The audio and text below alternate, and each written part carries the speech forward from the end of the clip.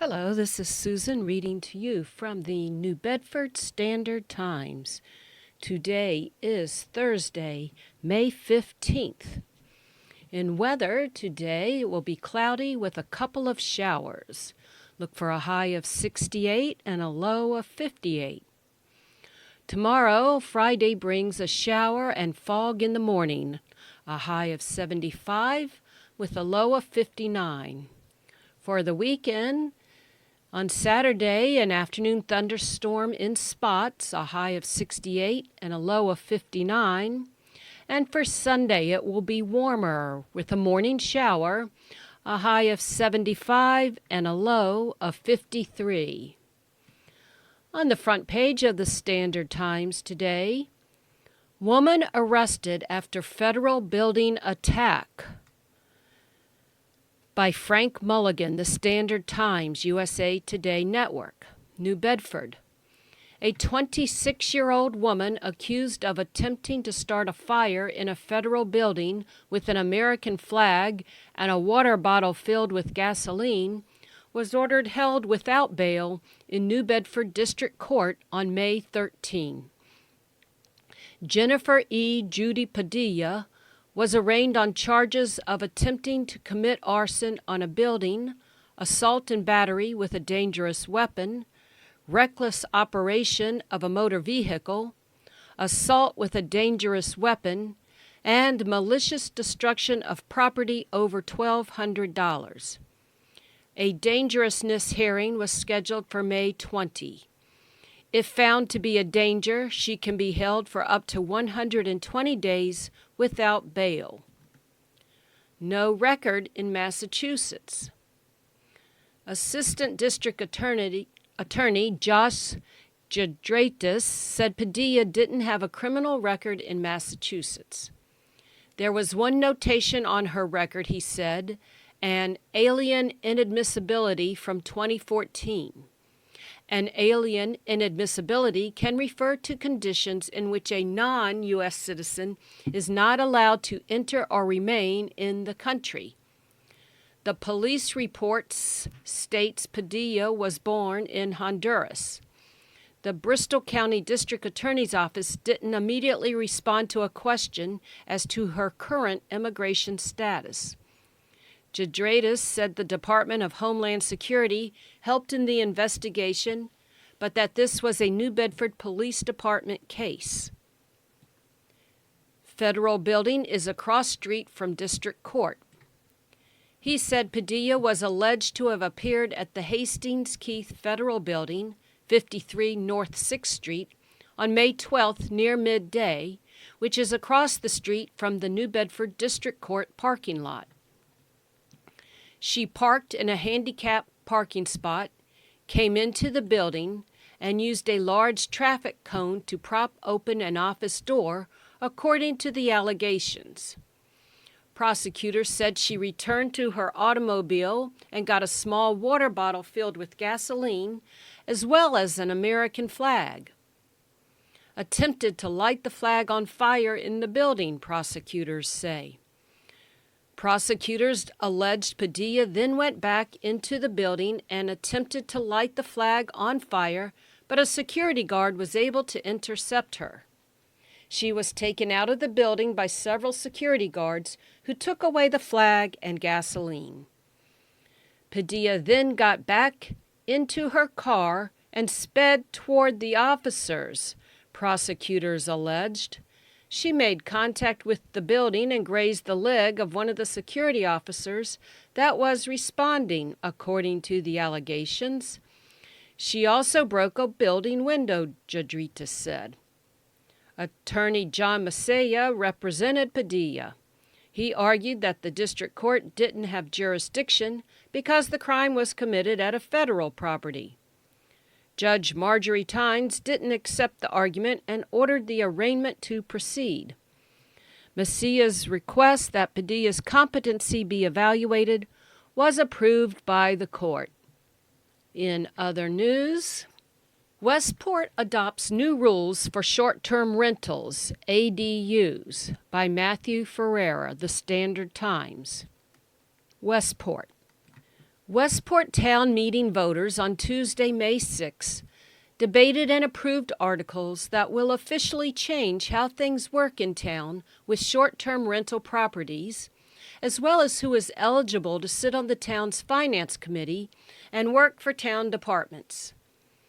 The topic of short-term rentals first came up in Article 14, which sought to increase the rate of Westport's local room occupancy excise tax from 4% to 6% of the total amount of rent for each occupancy, which brought several speakers, including short-term rental property owners, to town meeting floor. Just informationally, I'm already 95% booked for the summer, said resident and short-term rental owner Heather Cooper. I've already based that on rates that are based on the current tax.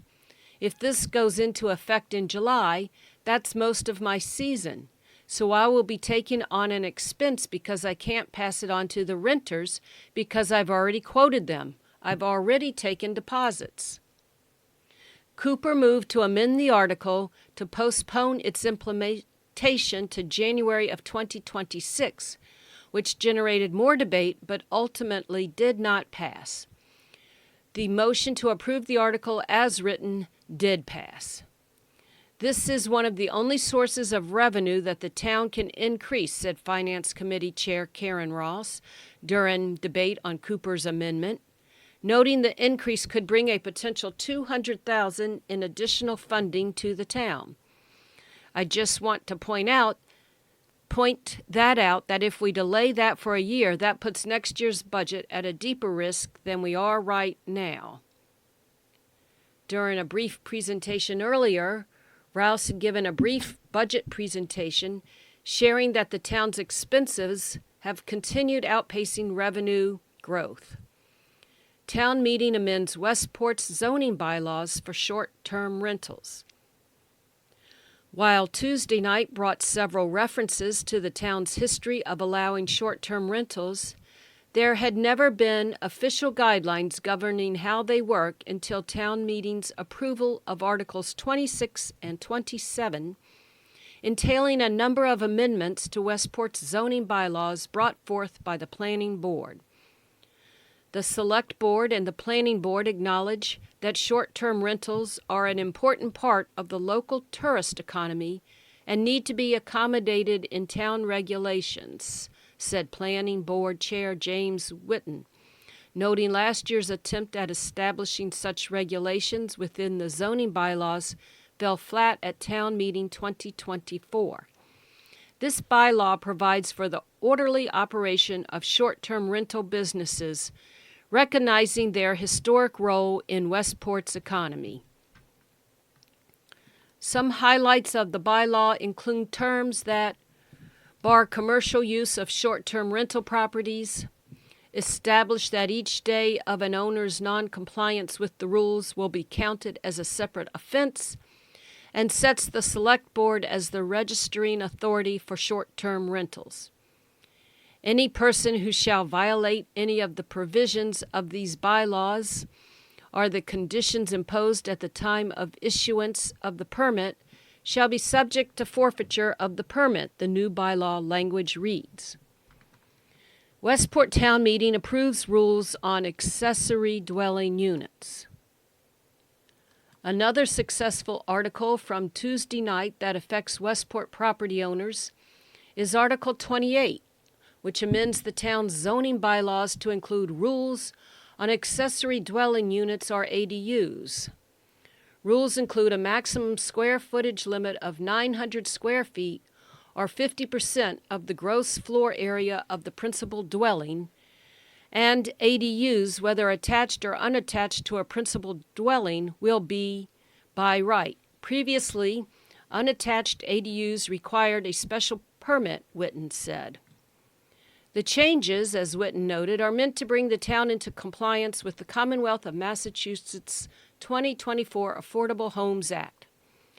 Finance Committee memberships get new restrictions. Article 24, which passed after some debate, adds the following language to Westport's bylaws and regulations. No elected officer shall be eligible to serve on the Finance Committee. So someone elected to an executive position has an obligation to advocate for their turf, the portion of the town that they're managing through their elected position, said resident and former town moderator Stephen Fors, speaking in favor of the article. It's the role of the Finance Committee to look at the whole town and try to find a balance between all the competing priorities for scarce funds. So I would urge you to vote yes on this, to simply keep the legislative branch and executive branch separate as they should be. Christopher Thrasher, who was already a Finance Committee member before being elected to the school committee in April 2025, sought to amend the article to make it pertain only to paid town positions during discussion. Thrasher said his experience serving the town has shown him there is this constant, unfortunate adversarial stance between the town side and the school side. But I think the more important thing here is not about me, it's about the idea that an inherent conflict of interest could exist by someone who is serving on the school committee being on the Finance Committee, Thrasher said. And to me, that just speaks to the divide that really needs to be put aside so that the town of Westport can move forward and budget responsibly. Thrasher's motion to amend was unsuccessful. The original motion passed as written. Non-residents of Westport can officially work for town departments. Article 25, which passed, officializes town hiring practices of allowing non-Westport residents to work for town departments, something that had already been happening prior, according to Select Board Chair Shana Tees. The sections that we are deleting from town bylaws are the ones that require residency for several departments, including the fire, police, and highway, Tees said. Over time, the Select Board has negotiated contracts with the police and the fire unions so that we no longer require residency. We just prefer residency.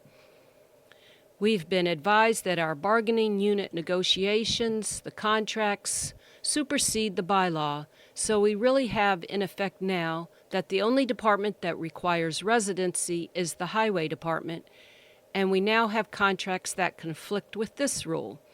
So to kind of clean things up, we are recommending that we prefer residency, but we didn't want to limit our candidate pool. Tees noted that a rule dictating that hires must live within 15 miles of Westport will stay in effect. In other news, 70-year-old Westport motorcyclist seriously injured in Dartmouth crash. The Herald News, Dartmouth. A 70-year-old Westport man suffered life-threatening injuries following a motorcycle crash with a car on May 13th in Dartmouth. According to the Dartmouth Police Department, the crash occurred just before noon on May 13th in the area of 415 Division Road. The motorcycle operator, a Westport man, was taken to St. Luke's Hospital in New Bedford with suspended life-threatening injuries. The second vehicle involved in the crash was a Chevrolet Cobalt being operated by a 19-year-old man, also from Westport. The driver of the car remained on scene and cooperated with the police investigation, the DPD press release states. The crash is being investigated by the Dartmouth Police Department Crash Reconstruction Unit. No further information regarding the extent of the motorcyclist's injuries was available as of midday, May 14th. In other news, Walgreens closing 2 local stores. How to transfer prescriptions. By Dan Medeiros, The Herald News. Pharmacy chain Walgreens is shuttering 2 stores in Greater Fall River in June, leaving customers with a few weeks to arrange transfers if necessary. According to Walgreens' website, the store at 510 Wilbur Avenue in Swansea is permanently closing on June 23rd. The store at 1512 South Main Street in Fall River is permanently closing on June 26. In October of 2024, the company announced it planned to close about 1,200 underperforming stores across the United States over the next 3 years to offset declining profits resulting from low drug reimbursement rates and sluggish retail sales. About 450 of those closures are expected to take place by the end of 2025. Walgreens still has locations on Buffington Street in Somerset and on Plymouth and Rhode Island Avenues in Fall River. How do I transfer my prescription? Transferring to another Walgreens. Customers whose regular Walgreens stores are closing can get prescriptions filled at other Walgreens locations. According to the company's website, customers who refill prescriptions online or by phone can use the Walgreens app to change their preferred store. Those who use the auto refill service can use the app to update their store location. Customers can also speak with a Walgreens pharmacist on their primary care or their primary care doctor to transfer everything to a new store. Transferring to a different pharmacy. Customers looking to transfer to a different pharmacy company entirely should contact their doctor and the new pharmacy, providing all relevant personal information and info about the old pharmacy. Companies including CVS and Walmart have links on their websites to start a prescription transfer. Pharmacy company Rite Aid going bankrupt will sell stores. The news of Walgreens closures comes at a shaky time for pharmacy companies. Rite Aid on May 5th filed for Chapter 11 bankruptcy. The company, which operates 1,240 stores across 15 states, said in its bankruptcy filing that it has begun the process of selling and closing all its stores. About 115 stores have already been earmarked for closure. Locations in Fall River and New Bedford are not among them. However, the pharmacy chain's website says it's no longer issuing Rite Aid rewards points, and all accrued points are expiring. Starting June 5th, Rite Aid is no longer honoring gift cards or accepting returns and exchanges. In health news, body mass index not the best tool to assess health. By Hannah Yasharoff, USA Today. Weight is an eternally pressing topic, but conversations around new weight loss drugs like Wegovy and Zepbound have brought it to the forefront even more. Body mass index is the tool doctors use to calculate whether someone is underweight, at a healthy weight, overweight, or obese. BMI is calculated using a person's weight and height. The idea is that it can show if a person's weight is healthy based on an estimation of their body fat percentage. A BMI that is low could mean a person doesn't have enough body fat. A high BMI could mean that they have too much body fat, says Dr. Jennifer Bruhl, president of the American Academy of Family Physicians. But because BMI calculations can't tell the difference between body fat, muscle, and bone mass, it's not always the best way to actually tell if a patient is healthy, many medical experts argue. We know that muscle weighs more than fat, so their weight may not be a good indicator of how much fat they have in their body, Bruhl says. Every body is different, and BMI isn't one size fits all.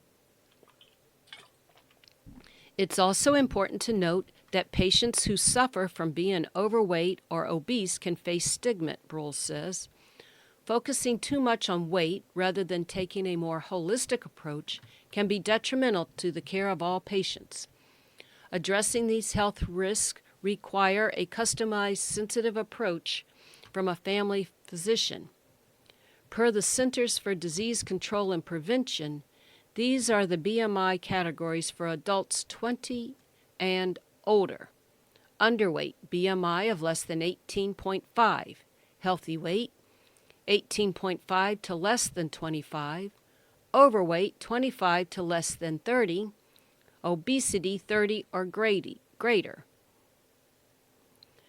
There's not a magical food or drink that can help you lose body fat, dietitian Caroline Thomason previously told USA Today. Unfortunately, the boring basics still work for weight loss. Diet and exercise are the two most important factors you can change to lose weight. For those looking to lose weight, Thomason recommends starting with the following daily lifestyle tweaks. Exercise. Walk, do strength training a few times a week, and increase cardio to 150 minutes per week. Diet. Emphasize protein, eat more fruits and vegetables, swap refined grains for whole grains, and incorporate healthy fat into your diet. Track food to get a better idea of calories you're taking in per day.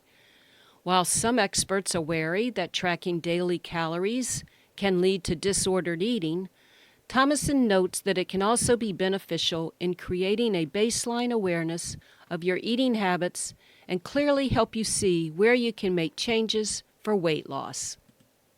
In Coaston, Boston Calling announces lineup of over 25 food vendors for 2025 Festival by Catherine Messier, USA Today Network, New England, USA Today Network.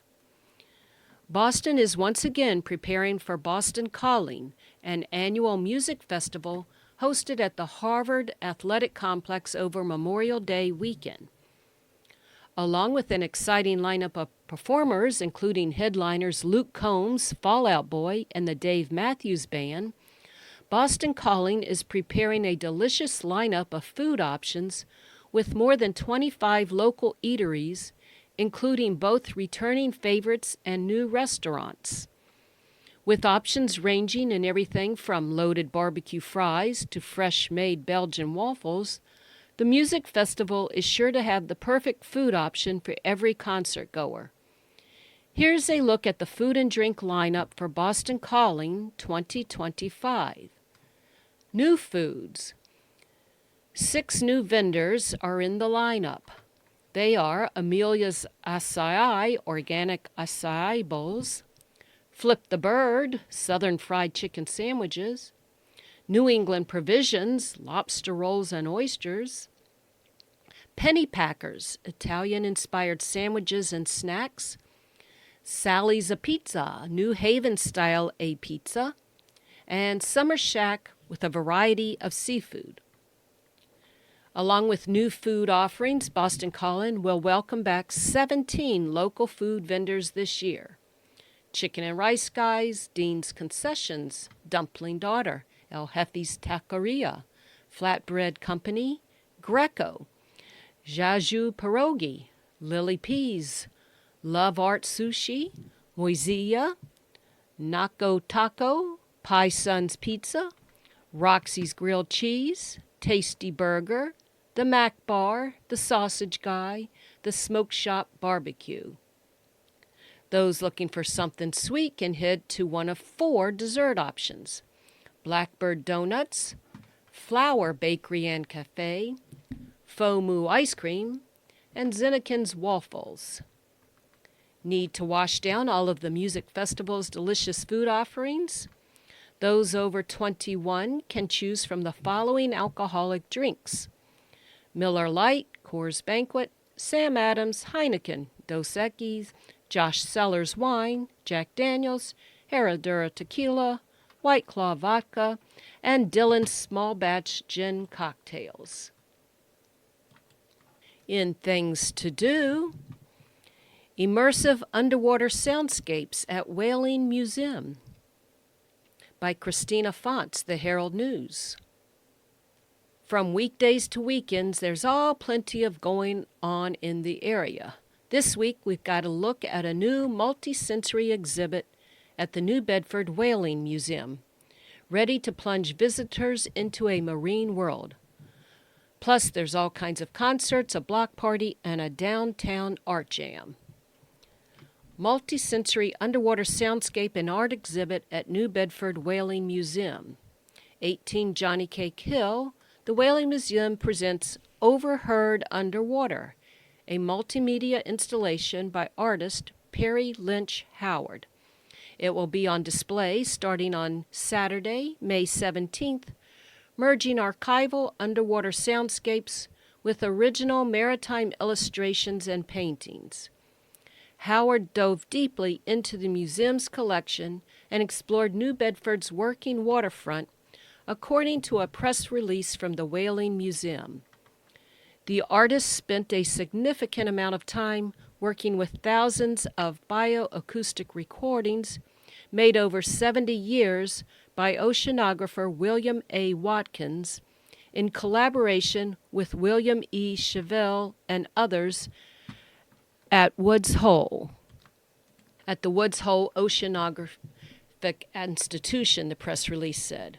Howard combines this audio with her own hydrophone recordings to create unique soundscapes paired with her own artwork and designs that visually map sounds into energetic landscapes of peaks and valleys sourced from the museum and other maritime heritage collections and spectrographs. Guests will be able to experience the underwater acoustic soundscape of New Bedford Harbor, the Arctic Sea, and the sounds and calls of marine mammals.